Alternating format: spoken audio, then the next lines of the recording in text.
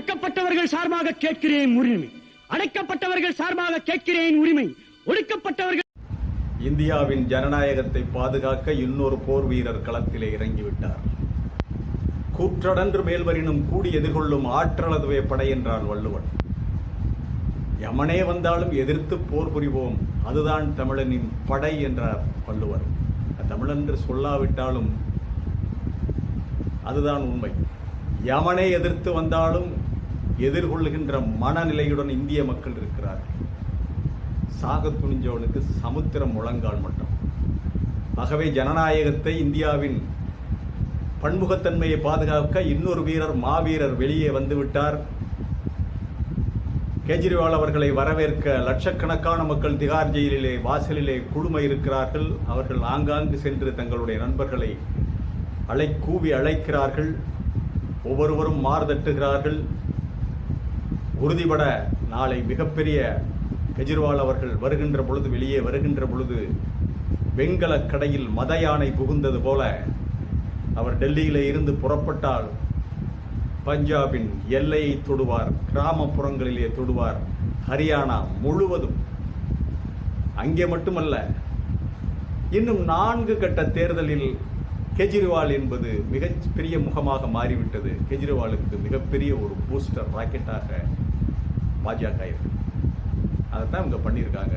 கெஜ்ரிவாலுடைய விடுதலை என்பது இந்தியா முழுவதும் இனி 4 கட்ட தேர்தல்களில் எதிரொலிக்கும் என்பதுதான் உண்மை. இது வாய்ஸ் ஆஃப் தமிழ் வழங்கும் பேச்சுரிமை சேனல். சேனலை சப்ஸ்கிரைப் பண்ணிட்டு மறக்காமல் பெல் பட்டனை அழுத்துங்கள். கமெண்ட் செய்யுங்கள், ஷேர் செய்யுங்கள், பிடித்திருந்தால் லைக் செய்யுங்கள். அதாவது இந்தியாவுடைய பன்முகத்தன்மையை பிரதிபலிக்கின்ற, ஜனநாயகத்தை கட்டி காக்கின்ற இந்த இன்ஸ்டிடியூஷன்ஸ், கோர்ட் தனியா, தேர்தல் கமிஷன் தனியாக, அமலாக்கத்துறை தனியா, இதையெல்லாம் ஒன்றுக்கொன்று ஏதோ ஒரு நூலிழையில் பாராளுமன்றத்துடன் இணைக்கின்ற விதமாக இந்த இன்ஸ்டிடியூஷன்ஸ்லாம் கட்டமைக்கப்பட்டிருக்கிறது. சட்டம் எழுதப்பட்டிருக்கிறது. எழுதியது யார்? டாக்டர் அம்பேத்கர் தலைமையில். அவங்க எல்லாருமே படித்தவர்கள், மிகப்பெரிய அரசியல் அறிவுமிக்கவர்கள். அதுவும் அண்ணல் அம்பேத்கரை சொல்லவே வேணாம். எவ்வளவோ பட்டங்கள் பெற்றவர். இங்கிலாந்திலேயே தங்கியிருந்து சட்டத்தை பற்றி அவர் எழுதியிருக்கிற நூல்கள் அவ்வளவு. ஜவஹர்லால் நேரு பாரிஸ்டர்.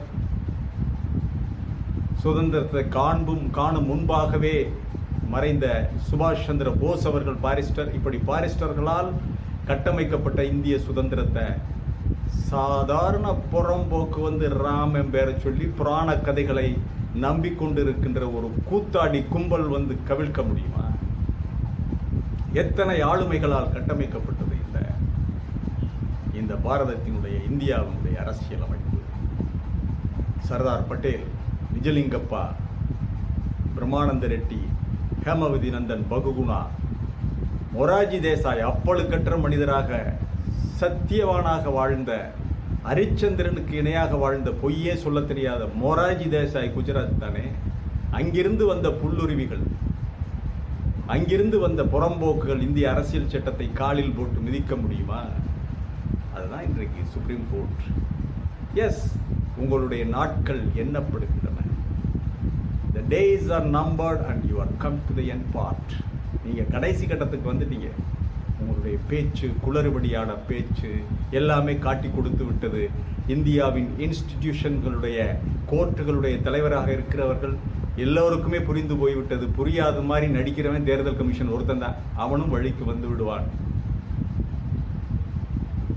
திரு மோடி அவர்களே, பாரதிய ஜனதா கட்சியினுடைய பிற தலைவர்களே, நமத்து போன பட்டாசு நீங்கள்லாம் மழையிலே நனைந்து விட்டது. இந்தியா கூட்டணி என்ற மாபெரும் தாக்குதல் அஸ்திரம் மழையாக பொழிகிறது. அந்த மழையில உங்களுடைய அஸ்திரங்கள் எல்லாம் நனைந்து போய்விட்டன. உங்களுடைய வில்லின் நான்கள் நனைந்து விட்டன. நீங்கள் ஏவுகின்ற அம்புகள் பொத்து பொத்துன்னு கீழே விழுது. இலக்குகளை எட்டுவதில்லை. கையை பிசைந்து கொண்டு இடத்திற்கு ஒரு பேச்சு, நிமிடத்திற்கு ஒரு பேச்சு மாற்றி மாற்றி பேசி எருமக்கட்டி கண்ணுக்குட்டியில் ஆரம்பித்து இது சாம் பிட்ராடோவுக்கு விளம்பரம் கொடுத்து இன்றைக்கு பாகிஸ்தான் எங்கெங்கே இருந்தெல்லாம் தேடி பிடிக்கிறாங்க, ஒன்றும் வேலைக்காகவில்லை. கடைசியா இன்றைக்கு என்ன தெரியுமா நிலைமை? மணிசங்கர் ஐயரை பிடிச்சிருக்காங்க, அவர் ஏதோ பேசிட்டாருன்னு சொல்லி. ஆனா அது இந்த அரவிந்த் கெஜ்ரிவாலுடைய விடுதலையில அதுவும் அடிபட்டு போய்விட்டது. இனி நீங்கள் என்ன செய்தாலும் அது எடுபடாது, வேறு வழி இல்லை. சட்டியில இருந்தால் தானே அகப்பையிலே வரும்.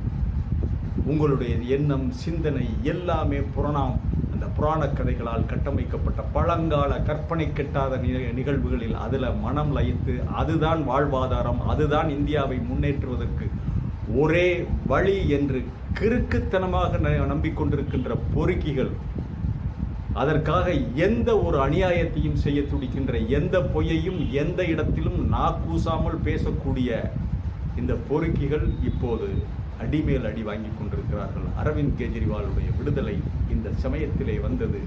இந்திய மக்களுடைய காதிலே தேன் வந்து பாய்ந்ததாக இருக்கு. கெஜ்ரிவால் இனி புறப்படுவார்.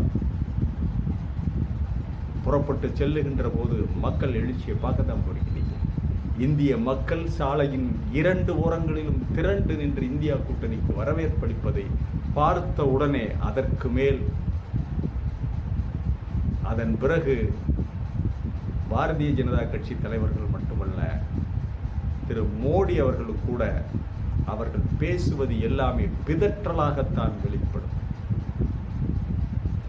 எதை பேசினாலும் அது பிதற்றலாக, குளறலாக, உளறலாகத்தான் இனி இருக்க போகிறது. இதையும் சகித்து கொண்டுதான் ஆக வேண்டும் இந்திய மக்கள்.